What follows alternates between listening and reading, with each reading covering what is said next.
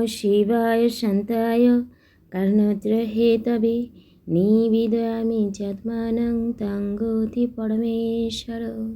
নমস্কার বন্ধুরা, সকাল সকাল ঘুম থেকে উঠেই ঈশ্বরের আরাধনা না করলে মনটা কিন্তু সত্যি শান্তি পায় না। দেখুন ঠাকুরগুলোকে আমি কিভাবে রেখেছি। এইখানেই খুব অল্প জায়গার মধ্যেই আমি ঠাকুর পুজোটা সেরে নিই এবং দেয়ালে এইভাবে একটা র্যাক করে ঠাকুরগুলোকে সব আমার সাজিয়ে রেখেছি। তো আজকে আমি আমার বাগান থেকে কী হারভেস্ট করব সেই ভিডিও তো নিশ্চয়ই আপনাদের সামনে নিয়ে আসব। তার আগে দেখুন এই গরমেও কি সুন্দর হচ্ছে জারভেরা।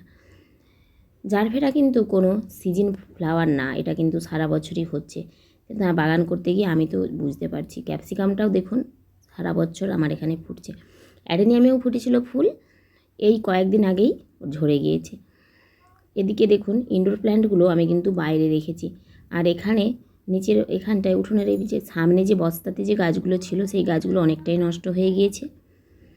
গরমে জল দেওয়ার অসুবিধার জন্য প্রায় গাছগুলোই আমি কিন্তু নষ্ট করে ফেলেছি।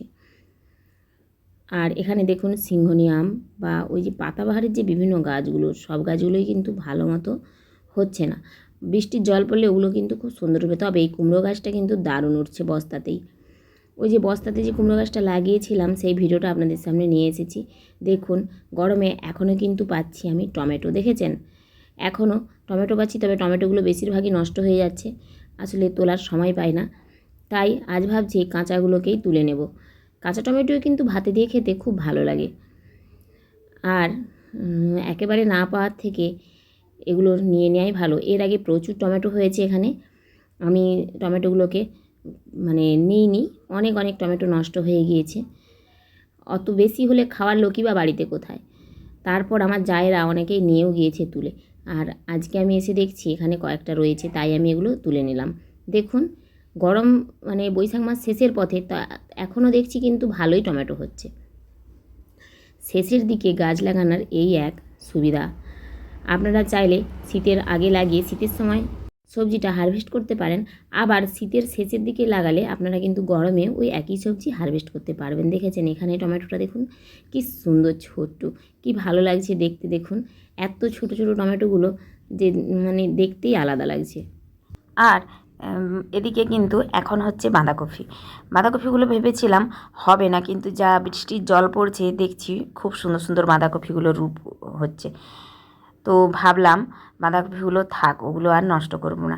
টমেটোগুলো তুলে নিয়েছি, আর বস্তাতে যেখানে ভেঁড়ি গাছ লাগিয়েছিলাম সেখান থেকে তো দুটো একটা করে প্রায় ভেঁড়ি তুলে নিই। এভাবে কিন্তু প্রায় 10-12টা গাছ লাগানো থাকলে কিন্তু আপনার কিন্তু প্রয়োজনের ভেঁড়িটা আপনি পেয়ে যাবেন। আবার বেশি হওয়াও খারাপ, বেশি হলে আপনি অত খেতে পারবেন না। তার জন্য 2-4টে করে গাছ লাগিয়ে রাখাই ভালো। ফুল গাছটাই আমি আপাতত বেশি করি, সবজিটা কিন্তু কম করি।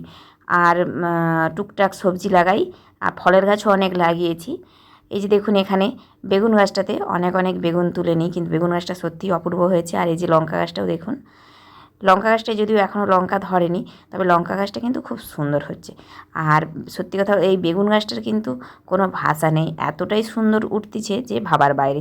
আশা করছি এই গাছগুলো খুব সুন্দর হবে। এই যে বস্তার মধ্যে দেখুন আমি দিয়ে রেখেছিলাম বিভিন্ন রকমের সাদা শাক, চাপালোটে শাক, সেগুলো কিন্তু লাল শাক ভালোভাবেই হবে। আর এই যে দেখুন আজকে তুলতে এসেছি ওই যে গামলায় সজনি শাক দেখালাম ওগুলো, দেখুন এখানেও কত টব আমার পড়ে রয়েছে। ছাদ বাগানে রাখার অসুবিধের জন্য আমি এখন এইভাবে নিচে ফেলে রেখেছি সব টবকে, পরে অবশ্যই এগুলো গুছিয়ে নেবো। এই যে পাহাড়ি পালংগুলো লাগিয়েছিলাম, ভিডিওটি সামনে নিয়ে এসেছি অনেক দিন আগে। পাহাড়ি পালংগুলো খুব সুন্দর হয়েছে। আর সজনি শাকগুলো এখান থেকে আমি এর আগে হারভেস্ট করে নিয়েছি, আর আবারও দেখুন তুলে নিচ্ছি। মাত্র 3টে গামলাতে রয়েছে, আর এই 3টে গামলা থেকেই আমি কিন্তু প্রচুর সজনি শাক তুলে নিই। আপনারাও চাইলে আপনাদের বাগানে এরকম 2টো গামলা রেখে আপনাদের বাড়ির প্রয়োজনের শাকটুকু কিন্তু নিজের বাগান থেকে তৈরি করে নিতেই পারেন।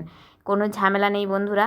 কয়েকটা সজনি শাকের গোড়া নিয়ে একটু গামলার ওপর মাটি দিয়ে আপনি লাগিয়ে দেবেন, এবার ওই জলেই ওই গাছটা হবে। অন্য গাছ লাগানোর জন্য আপনাকে বীজ সংগ্রহ করতে হবে, বা তার পিছনে অনেক পরিশ্রম দিতে হবে, অথবা সার দিতে হবে, বহু পরিশ্রম। বা বছরের পর বছর আবার সেই গাছটা পরিষ্কার করে আবারও নতুন গাছ লাগাতে হবে। এই সজনি শাকের ক্ষেত্রে কিন্তু ওসব কোনো ঝামেলাই নেই। আপনি এরকম গামলাতে সুজনি শাক আর এই যে কুলে শাকটাও দেখলেন আমি তুলে নিলাম, ওইরকমভাবে আপনি লাগিয়ে নিতেই পারেন। দেখুন এভাবে একটা গামলা থেকে আমি কতগুলো শাক পেয়েছি। এই যে একটা গামলা দেখুন তুলে নিয়েছি, এ থেকেই পেয়েছি দেখুন এতগুলো শাক। এখনও রয়েছে দেখুন দুটো গামলা, এবার আমি এই গামলাটা থেকে তুলে নেব। এভাবে কিন্তু আপনারা যদি লাগিয়ে নেন তাহলেই কিন্তু বিনা পয়সায় ফ্রিতেই কিন্তু এত এত শাক পেতে পারেন। আর এক সপ্তাহ ছাড়া ছাড়া আমি কিন্তু এতগুলো শাক তুলে নিই। এক সপ্তাহ কেন বলছি, এক সপ্তাহের কম সময়েও আমি তুলে নিই। দেখুন আমার এপাশে কত আমি শাকের গাছ লাগিয়েছি, দেখেছেন? এই যে লোটে শাকটা, এটাও আপনি যদি মানে 4-5টা গাছ রাখেন তাহলেই কিন্তু আপনার প্রয়োজনীয় শাকটা পেয়ে যাবেন। দেখুন মূলো গাছ, আগে যে মূলোর শাকটা লাগিয়েছিলাম তা থেকেই দেখুন কত কত মূলোর শাক বেরিয়ে গেছে। আর এটা তো কাটিমনের আম, আপনাদের এর আগে এই ভিডিওটা দেখিয়েছি আমটা, এখানে কি সুন্দর কাটিমন আম হচ্ছে। মাত্র 5-6 মাসের গাছ, তাতেই কিন্তু আম ধরেছে। পেঁপে গাছটাতেও দেখছি একটা পেঁপের গুটি এসেছে, মানে ফুল এসেছে, সরি ভুল বললাম, পেঁপের যে ফুল সেটা এসেছে। এখানে দেখুন দুটো বেগুন তুলে নেব। এভাবে কিন্তু দুটো একটা করে ভালোই সবজি আমি প্রায় প্রতিদিনই তুলে নিই আমার এই বাগানটা থেকে। বিশেষ কোনো যত্ন করি না। এখন তো হালকা হালকা বৃষ্টি হচ্ছে, তাই জলও দিতে হয় না, পড়ে পড়েই যা কিছু হচ্ছে এমনিই হয়ে যাচ্ছে। গ্রামে থাকার এই এক সুবিধা, আপনার বাড়ির পাশে যদি অল্প একটু জায়গা থাকে, আপনি সেখানে দুটো একটা বীজ ফেলে দিলে আপনা হতেই কিন্তু এইসব শাকসবজিগুলো পাওয়া যায়। আর এগুলো একদমই মানে সার বিষ মুক্ত। আমি এখানে কোনো সার দেই না বা কোনো ওষুধও স্প্রে করি না। তাতে হোক হয়তো একটু পোকা, কিন্তু তবুও স্বাস্থ্যের জন্য ভালো। আর স্বাস্থ্যের জন্য মানে ক্ষতিকর হবে না বলেই তো আমি এরকম দুটো একটা শাকসবজি লাগাই। যদি অস্বাস্থ্যকর জিনিস খাবো তাহলে তো বাজার থেকে কিনেই খাবো। তবে যদি আমরা শাকগুলো তাড়াতাড়ি টুকে নিই তাহলে কিন্তু এই পোকাটা আসে না। বেশি দিন রেখে দিলেই তখনই কিন্তু শাকে পোকা লেগে যায়। তাই আপনাদের বলবো আপনারাও কিন্তু খুব বেশি দিন রাখবেন না। দেখেছেন কতগুলো শাক আমি এখন তুলে নিলাম। আর এই যে দেখুন শীতের সেই পালং শাকের গোড়াগুলো রয়েছিল, ওগুলো খুব সুন্দর হচ্ছে। আর এদিকে লাউ গাছটার কথা তো বলার ভাষা নেই, প্রচণ্ড মানে সুন্দরভাবে লাউ গাছটা উঠছে। ছাদ বাগানে ছিল ওই লাউ গাছটা, ওটাকে আমি নিয়ে চলে এসেছি। আর এটা কি নিলাম বলুন তো? তার আগে দেখাই আপনাদের, এই যে দেখুন ক্যাপসিকামের গাছ, বীজ থেকে যে চারা করেছিলাম দেখেছেন কি সুন্দর চারা হয়েছে। আর টবের মধ্যে দেখুন কি সুন্দর এই যে লাল শাকের এই যে ডাঁটা শাকগুলো হয়েছে। এই শাকগুলো সত্যিই কিন্তু খেতেও খুব ভালো লাগে। আর এই যে দেখুন এখান থেকে প্রায় নিজেদের প্রয়োজনে যখনই মন হয় তখনই কিন্তু লঙ্কাগুলো আমরা তুলে নিই। দেখুন লঙ্কাগুলো কত সুন্দর। এরকম যদি 6টা-8টা গাছ আপনারা লাগিয়ে নেন তাহলে কিন্তু পরিবারের চাহিদার মতো লঙ্কা আপনি পেয়ে যাবেন। এতেও আমি কোনো যত্ন করি না, ওই যে বাড়ির যে আনাজের খোসা ওটা দিলেই কিন্তু হয়ে যায়। আর এই যে দেখুন এখানেও একটা গাছ রয়েছে, এটাতে কত সুন্দর লঙ্কা ধরেছে দেখুন। আমার কিন্তু বেশি প্রয়োজন নেই, এরকম টুকটাক একটু অল্প হলেই আমার সংসারটার প্রয়োজন মিটলেই হবে। যে বেশি গাছ করে তখন বা আমি কি করব, বেশি গাছ করলে সেটা তো আমার মানে তাতে আমার ঝামেলাই বেশি মনে হয়। তার থেকে সব রকমের গাছ দুটো দুটো লাগিয়ে নিলে আমার সংসারের দুটো একটা টুকটাক চললেই আমার তাতেই লাভ।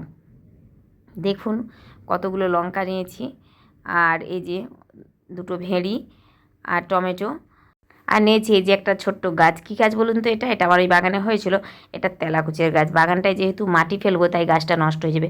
আমাদের এখানে এমনিতেই মাটিতে পড়েই ওই গাছগুলো হয়। তবে ওই শাকটা আমি খেতে ভীষণ পছন্দ করি, তাই ওটাকে ছাদ বাগানে লাগানোর ইচ্ছে রয়েছে, তাই নিয়েছি। আর দেখুন তুলে নিয়েছি এই যে শাক আর বেগুন, আর এই যে একটা কুলের শাক, আর কতগুলো সুজনি শাক নিয়েছি। দেখুন আপাতত এই শাকগুলো হলেই আমার হয়ে যাবে। বাগান থেকে আরও অনেক সবজি তোলাই যেত, কিন্তু আমি বেশি তুললাম না। তার কারণ প্রতিদিনের টাটকা সবজিটা খেতেই কিন্তু বেশি ভালো লাগে, তাই প্রয়োজনের যতটুকু সেটুকুই আমি তুলি। শাকগুলো দেখেছেন কি সুন্দর, একদম নরম কচি। এরকম শাক কি বাজার থেকে কিনলে আমি পাবো? যত পয়সা দিলেও কিন্তু পাবো না। তাই আপনাদেরও বলবো আপনারাও চাইলে এভাবেই শাকসবজি লাগান এবং নিজের বাড়িতে টাটকা শাকসবজিটা তুলে খান। এই যে দেখুন তেলাকুচের গাছটাকে আমি এভাবে লাগিয়ে নিলাম, দেখুন গাছটা কি অপূর্ব লাগছে। এই গাছটাকে ছাদ বাগানে একটা বস্তার মধ্যে লাগাবো এবং এ থেকে যেমন খুশি এ শাক ডাঁটা আমি খেতে পারবো। এটাকে অনেকে বনকুঁদরিও বলে, আর আমরা বলি আমাদের এখানে তেলাকুচের শাক। তো এই যে মানি প্ল্যান্টটা যেটা কালকে লাগিয়েছিলাম, এটা দেখুন রোদে রেখে দেওয়ার জন্য পাতাগুলো কীরকম নষ্ট হয়ে গিয়েছে। মানি প্ল্যান্ট গাছটাকে রোদে রাখলেই কিন্তু মনে হচ্ছে নষ্ট হয়ে যায়। এর আগে অনেকবার লাগিয়েছিলাম। আর একই সঙ্গে দেখুন এই যে বোতলের মধ্যে দিয়ে ঘরের ভেতর রেখেছি, এটা কিন্তু নষ্ট হয়নি, খুব সুন্দর রয়েছে। এর থেকে বোঝা যাচ্ছে মানি প্ল্যান্টগুলো কিন্তু ঘরেই ভালো থাকে, তাই এটাকে আমি এখন ঘরের ভেতরে রেখে দিলাম। আর ওই যে তেলাকুচের গাছটা, ওটাও আমি রেখে দিলাম। আজকের মতো আসি, টাটা।